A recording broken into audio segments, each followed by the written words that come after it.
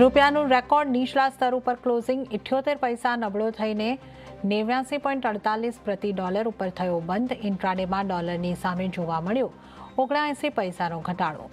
89.49 રૂપિયા પ્રતિ ડોલરના નીચલા સ્તર પણ કર્યા સ્પર્શ. છેલ્લા 6 મહિનાનો સૌથી મોટો ઇન્ટ્રાડે ઘટાડો.